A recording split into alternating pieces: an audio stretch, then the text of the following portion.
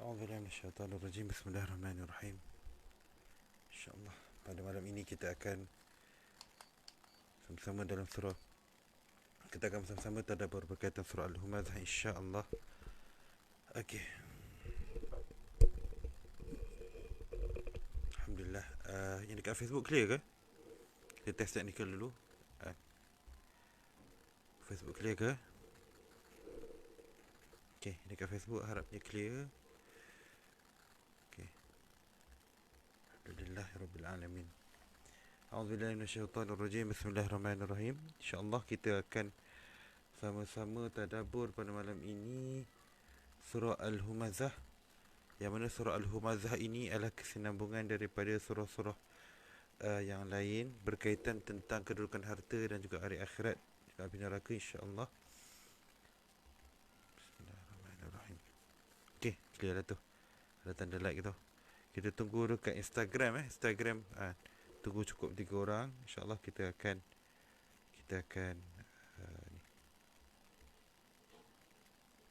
kita akan mula tadabbur. Sebaik saja cukup 3 orang di Instagram, insya-Allah.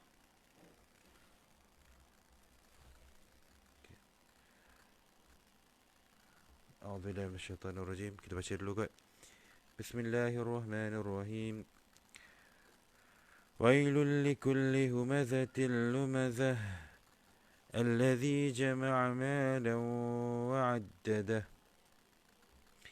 yahsabu anna malahu akhladah kalla layunbadhanna fil hutamah wama adraka mal hutamah narullahil muqadah allati tattali'u 'alal af'idah innaha 'alaihim mu'sadah fi 'amadin mumaddadah. InsyaAllah dalam surah Al-Humazah, masa kecil-kecil dulu dia suka baca surah Al-Humazah ni sebab last kali dia hujung dia tu dia ada mumaddadah, hujung tu macam ada perkataan dadah. Jadi kadang-kadang masa kecil-kecil tak matang lagi dia macam ikut lah, macam surah ni ada perkataan dadah kan kat hujung kan. Jadi bila kita dah besar ni dia lain lah, bila kita dah boleh menghayati dan memahami surah Al-Humazah ni, insya-Allah dia beri kita satu sudut pandang yang lain, satu perasaan yang lain, satu tanggungjawab yang lain di hadapan Allah SWT.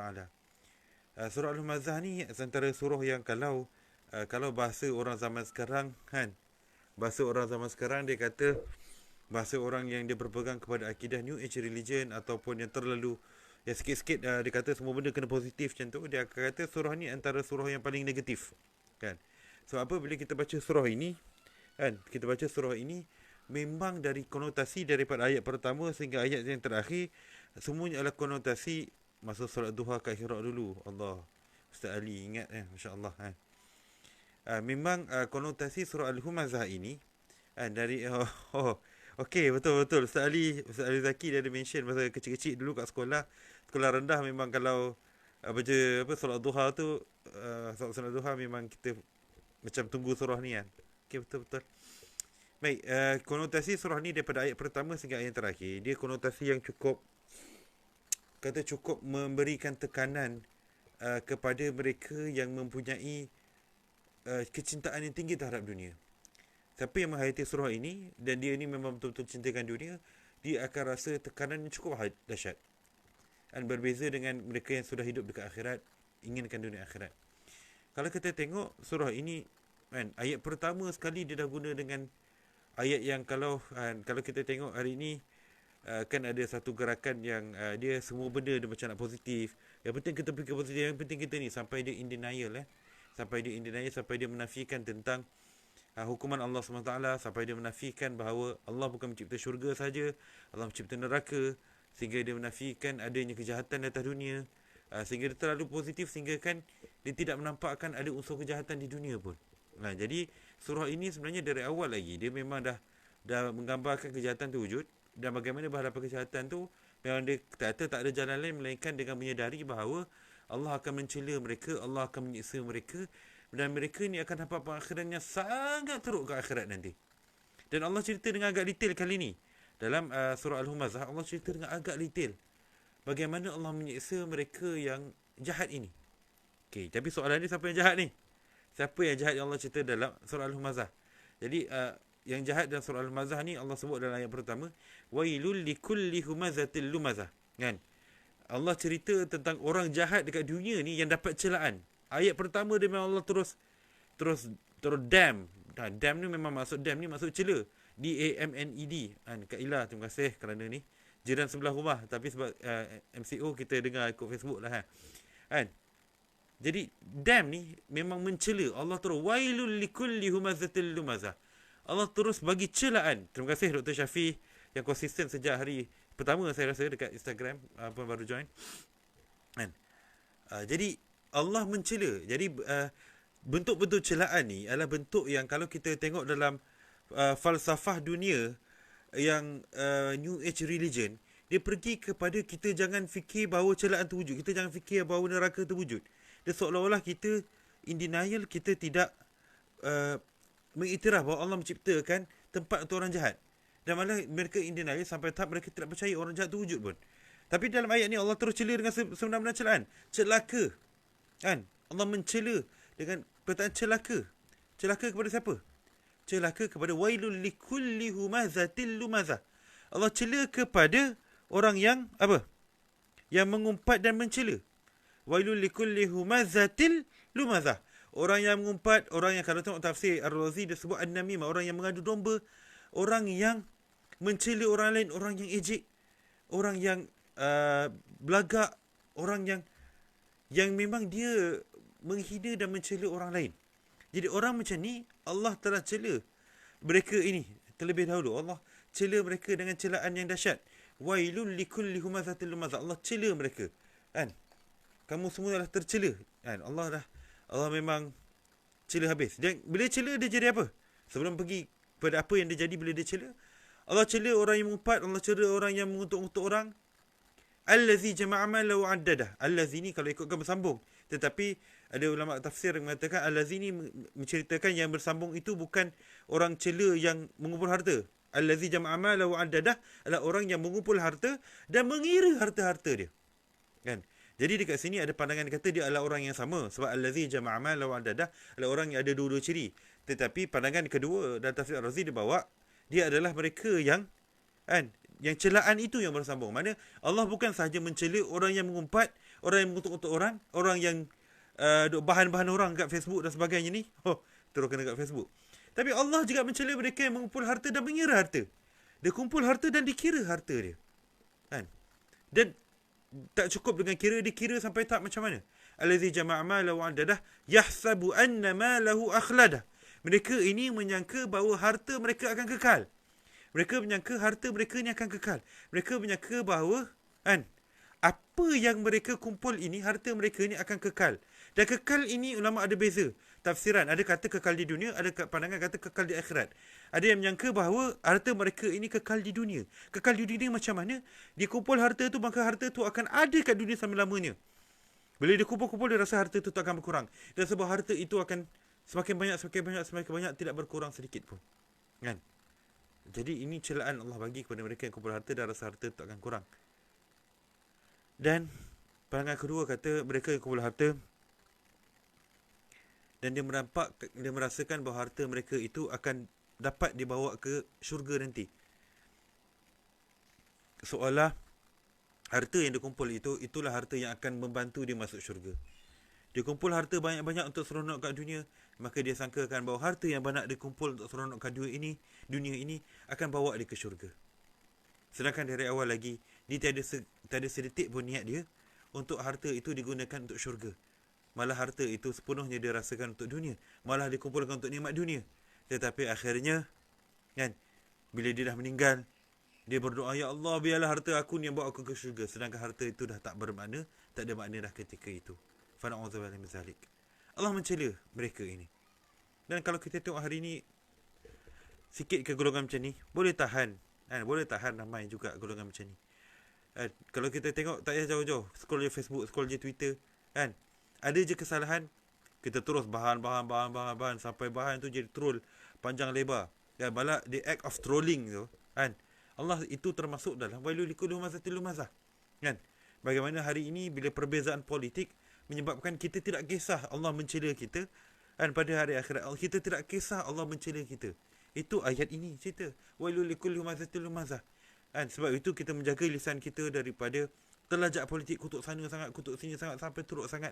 Ini semua perkara yang kita kena jaga supaya akhirnya kita tidaklah terjatuh dalam kelompok yang mendapat celaan Allah SWT kerana mulut kita, kerana kita mencela-cela tak tentu hala, mengumpat tak tentu hala, mengutuk-ngutuk, mengadu domba tak tentu hala. Kan? Contoh baru ni, ada kawan saya, walaupun kan, saya tidaklah not the fan of Pertubuhan Ikram, tapi ada orang cela sampai kata dia Freemason dan sebagainya. Ini semua tak boleh. Mereka bukan Freemason kan. Itu teruk sangat lah kan.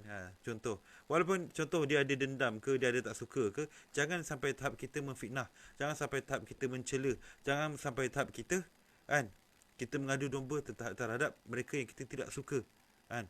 Okey, cuma kat sini mungkin ada orang kata, habis tu macam mana Ustaz tentang kebenaran?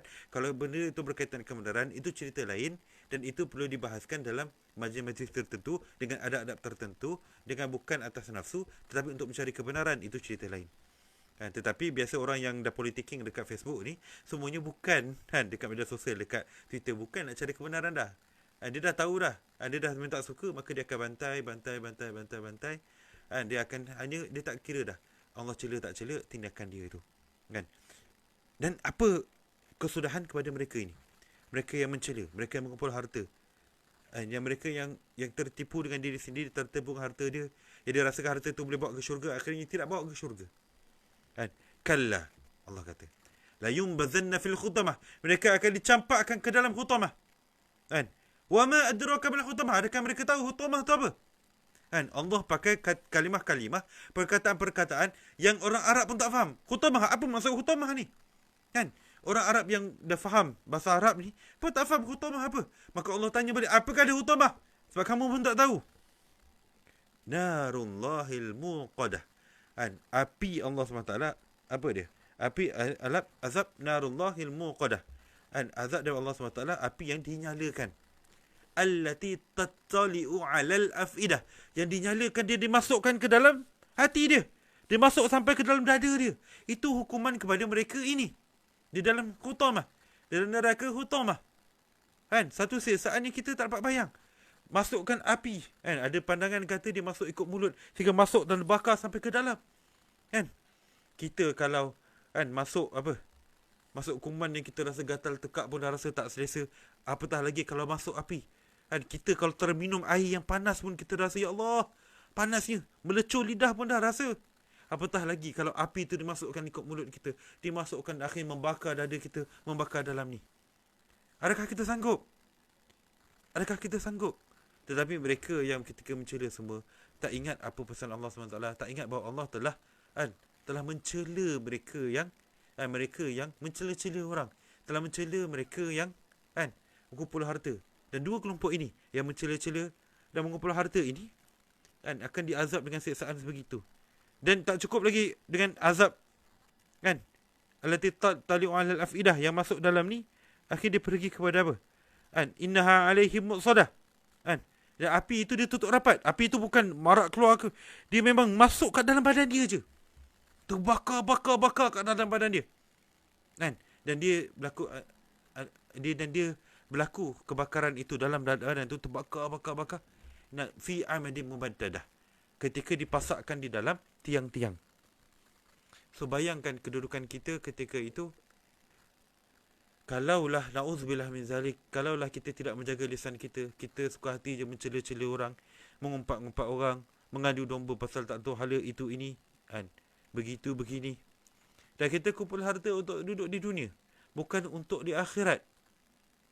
Maka pengakhiran kita, na'udzubillah min zalik, pengakhiran kita boleh jadi masuk dalam neraka khutamah, yang api itu masuk ikut rongga kita, masuk dan bakar kat dalam, dan tersekat kat dalam, terbakar dekat dalam dada kita, terbakar dekat dalam dada dan ulu hati kita, terbakar, dan akhirnya benda tu dilakukan dalam keadaan kita terbasak di atas tiang-tiang. Ya Allah, satu siksaan yang sebenarnya tak berbaloi dengan kita mengutuk-ngutuk, tak berbaloi untuk kita bertelingkah, tak berbaloi untuk kita mengumpul harta dan akhirnya mendapat siksaan sedemikian. Kalau kita ukur dengan kaca mata dengan dengan ukuran Allah SWT, maka kita akan sedar bahawa tidaklah berbaloi, tidaklah kan, tak logik pun untuk kita kan kita buat maksiat sedemikian kan. Untuk apa? Untuk seronok kita, mungkin kita dapat famous sikit, jadi Insta famous, jadi tweet famous, Facebook famous kan. Kemudian dah kita macam tu kan, kita kumpul harta, kita rasa seronok harta kita banyak kan. Kemudian dah jadi macam tu, dah harta banyak dah ni, tapi akhirnya dibakar di akhirat kelak, dibakar di dalam neraka hutamah, dan diberi siksaan dengan seburuk-buruk siksaan, dengan sedahsyat-dahsyat siksaan. Dan keadaan ini dia menyebabkan umat Islam ni berbeza dengan umat-umat yang lain.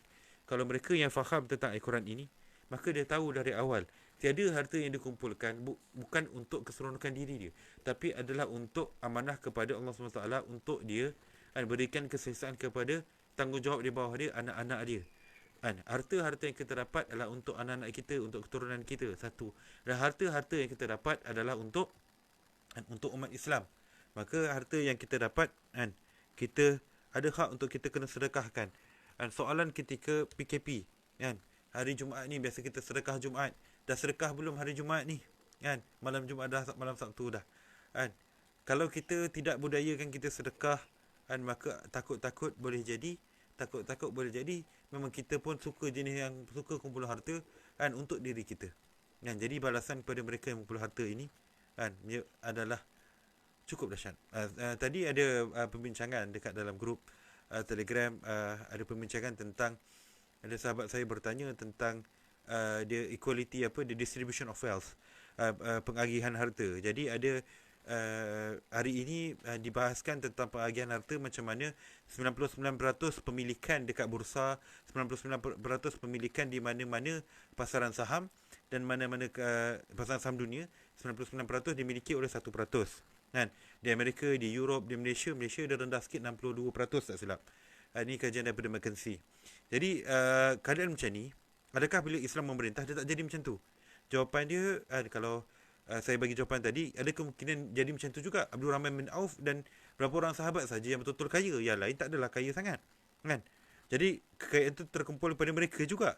Tetapi apa perbezaan kalau kekayaan itu terkumpul di tangan orang Islam dan kekayaan itu terkumpul pada tangan orang yang, kalau Islam pun bukan Islam yang memahami Islam, adalah orang yang Islam yang betul-betul Islam dia, Islam yang kukuh, Islam yang benar, dia akan memahami surah Al-Humazah. Maka dia tahu harta yang dikumpul kan, bukan untuk diri dia. Kita dah tengok contoh-contoh yang real dekat dunia Islam kat Malaysia. Contoh Allahyarham Tan Sri Hashim Jacob kan, Allahyarham Tan Sri Hashim Jacob, bagaimana dia cuba nak break the capitalism economy, pergi kepada ekonomi wakaf kan. Dia nak cuba break the capitalism economy untuk ekonomi wakaf.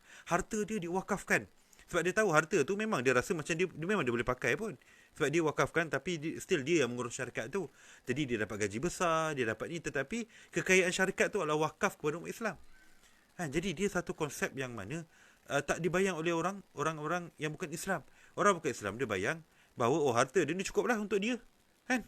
Lepas tu filantropi dia pun hanya untuk menaikkan nama dia juga. Itu cerita macam mana filantropi dekat barat, apa yang berlaku. Walaupun dia buat filantropi, walaupun dia sedekah dekat sana sini apa semua, tetapi akhirnya untuk dia elak tukai, akhirnya untuk apa, untuk dia naikkan dia punya produk jugalah sekali. Tapi konsep wakaf adalah untuk menaikkan umat Islam. Benefit of the harta tu bukan balik kepada dia, tapi benefit of the harta tu kembali kepada orang umat Islam balik. Jadi itu contoh yang kita ada hari ini kan. Contoh yang cukup hebat di Malaysia kan. Tan Sri Hashim kan, Allahyarham Tan Sri Hashim, dia fikir dalam kerangka macam mana nak wakafkan. Begitu juga dengan Rashid Hasnun, Rashid RHB kan. RHB pun sama juga, antara contoh Allahyarham kan, penubuh RHB, Rashid apa nama, lupa nama dia kan. RHB itu nama orang sebenarnya kan. Jadi dia juga antara yang buat kan sistem Islam yang akhirnya dia cuba kembangkan untuk wakaf, cuba kembangkan untuk infak, bagi sedekah kepada orang Islam, umat Islam. Jadi persoalan kita hari ini, apakah dia kan wasiat yang kita nak tinggalkan kepada umat Islam? Apakah dia kan? Kita biasa harta yang kita tinggalkan ni, kita tak target wasiat untuk umat Islam. Tapi Khalid Al-Walid kalau tengok kisah tentang wasiat, macam mana akhirnya Allah meletakkan, Nabi meletakkan limit kepada wasiat adalah 1/3. Kenapa? Bukan limit kepada wasiat 1/3 ni kan terjadi sebab ada sahabat yang nak bagi harta banyak ke anak dia. Tak. Tetapi kan, macam hari ni kan, banyak kes tentang limit wasiat 1/3 adalah sebab dia nak bagi kat anak, nak bagi kat anak angkat, nak bagi kat anak saudara, nak bagi dekat saudara, mak dan sebagainya.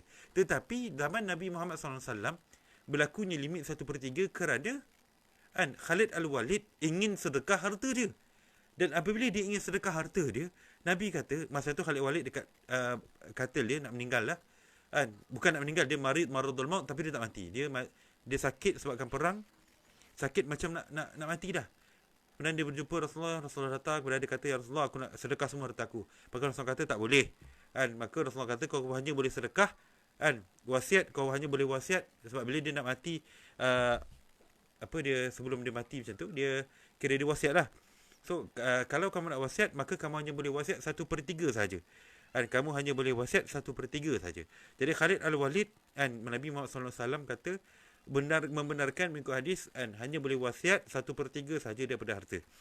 Dan 1/3 daripada harta yang diwasiatkan, Khalid Al-Walid kata terasa tak cukup. Dia rasa macam tak cukup untuk sedekahkan 1/3. Nak lebih lagi. Dia kata kepada Rasulullah, ya Rasulullah, aku nak lebih lagi. Aku nak sedekah semua harta aku. Aku nak sedekah separuh. Ya Allah, ya Rasulullah, bagilah aku sedekah lebih. Bagilah aku wasiat untuk sedekah lebih harta aku. Khalid Al-Walid. Kemudian Nabi kata, wasulusu kasir. 1/3 pun dah banyak, wahai Khalid.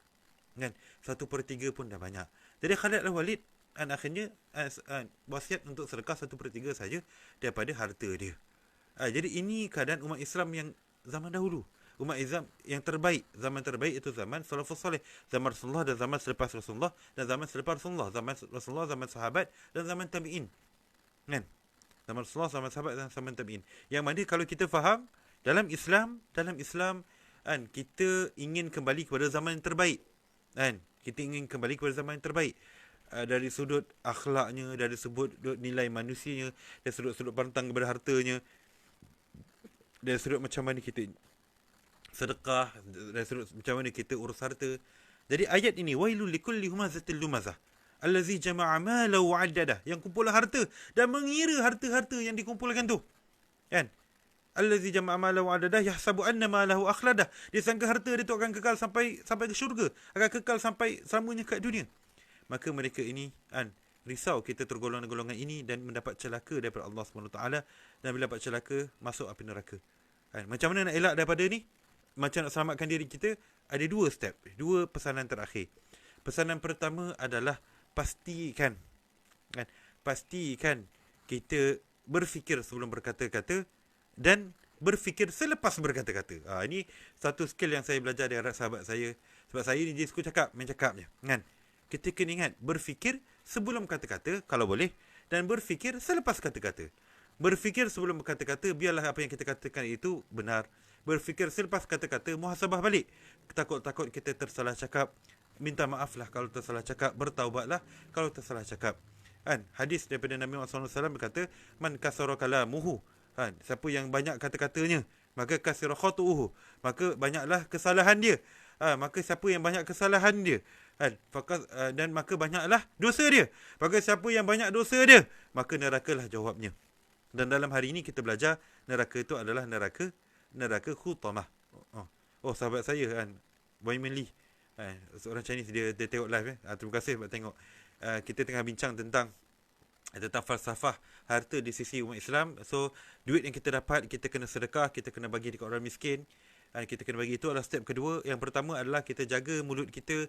Kita sebelum kita bercakap, kita fikir. Lepas kita cakap, kita fikir. Sama juga kalau kat Facebook. Sebelum kita tulis, kita fikir. Kita tulis ni elok tak elok. Lepas kita tulis, kita fikir juga. Kan? Tengok balik, muhasabah balik. Adakah apa yang kita tulis itu tulisan yang baik? Kan? Itu benda yang kita kena buat untuk selamatkan diri kita dari neraka utama. Itu pertama. Yang kedua adalah harta yang kita ada, boleh kira tak boleh. Tetapi Allah kata, yahsabu anna malahu akhladah. Kita sangka harta tu akan kekal. Ya, kita sangka harta tu akan kekal. Jangan sangka-sangka saja. Jadikan harta itu kekal, sedekah dan banyakkan harta di akhirat. Macam nak banyakkan harta di akhirat? Dengan sedekah kepada Allah, kepada apa? Sedekah kepada anak yatim, sedekah kepada orang perlukan, sedekah kepada orang miskin. Maka sedekah kita lah, bila kita sedekah harta tu akan masuk ke akhirat. Seperti mana kita sembang tentang wal asr sebelum ini, kan, undang-undang Allah SWT. Jadi itu saja pada malam ini, sikit saja. Minta maaf tak dapat lama sebab kena siapkan kerja office. Ada kerja office tak siap lagi. Pada sambung kerja, insyaAllah OT lah kan. Jadi wallahu a'lam bissawab. Terima kasih kepada semua yang ni. Macam biasalah, Jumaat malam ni biasa tak ramai sangat. Sebab biasa Jumaat malam Sabtu ni ramai dia dah start nak buat benda-benda lain. Dia nak tengok movie dan sebagainya. Jadi kita pun bagi ruang sikit, habis awal sikit. Tetapi ingat kan, bersedia untuk Ramadan, bersedia untuk Ramadan, bersedia untuk Ramadan. Ramadan lagi 7-8 hari je. Tak lama dah Ramadan ni, kan. Ramadan 7-8 hari je. Dan muhasabah supaya kita selamat daripada semua neraka. Bila kita lalu humazah ni, bila kita masuk 10 akhir Ramadan, ingat wailul likulli humazatil lumazah. Ingat macam mana Allah mencampakkan orang ke dalam api neraka. Ingat. Jadi tadabbur kita hari ini ulang balik ketika bulan Ramadan. Sebab itu saya buat tadabbur juz 30. Biar kita, dia adalah juz surah yang kita boleh baca dalam solat. Dan surah yang kalaulah kita baca balik terjemahan dia sebelum solat, kita akan faham. Kita akan boleh ingat-ingat sikit tema. Jadi saya tinggalkan semua recording ni dekat Facebook. Boleh refer kat Facebook semula. Siapa nak refer balik, boleh jadi sebelum baca surah tu nanti ketika solat tarawih, tengok balik, tadabbur sama-sama, kan. Supaya nanti kita solat dengan lebih khusyuk, supaya kita lebih rapat dengan Allah SWT, dan supaya kita dapat itqum minan nar, insya-Allah. Wallahu a'lam bissawab. Jazakumullahu khairan wa khairul jazak. Assalamualaikum warahmatullahi taala wabarakatuh.